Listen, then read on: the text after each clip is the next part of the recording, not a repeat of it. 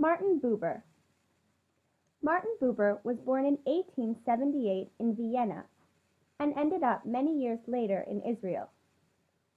His parents divorced at the age of 3, and throughout his entire life he felt a loss when his mother did not say goodbye to him.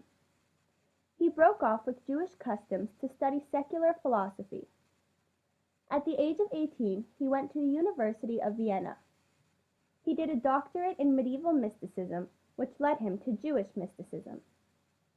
His understanding of the fragility of relationships stems from the lack of this when he was younger.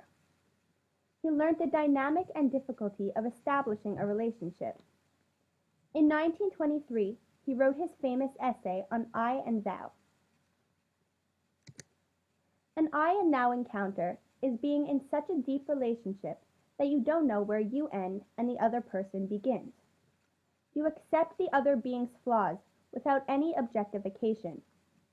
He gave multiple examples of this, such as 2 lovers, an owner and a cat, a man and a tree, and even 2 strangers.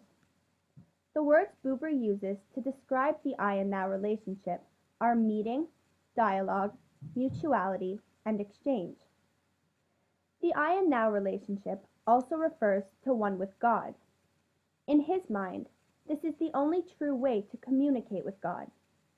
To have this type of connection with God, one must be open to this kind of relationship, but not to the idea of actually pursuing it.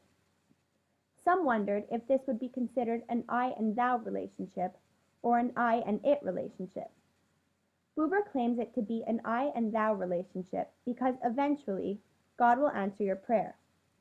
This type of I and Thou relationship goes on for however long we choose for it to. The I and It relationship is basically the opposite of the I and Thou relationship. In the I and It relationship, 2 beings do not actually meet. The I qualifies as an idea, and the It is the object.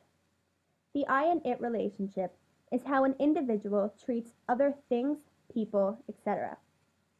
2 fundamental ways of interacting with the world are I and It, which is objects, or I and Thou, which are people. Martin Buber was visited unannounced by a soldier in World War I in Germany. He answered all of his questions, but was not really listening. The next day, he found out that the soldier took his own life. Real listening is not necessarily communicated by words. People who speak 2 different languages can communicate better than people who speak the same language, depending on how well they really understand them. Buber saw equal relationships between us, nature, and spirit.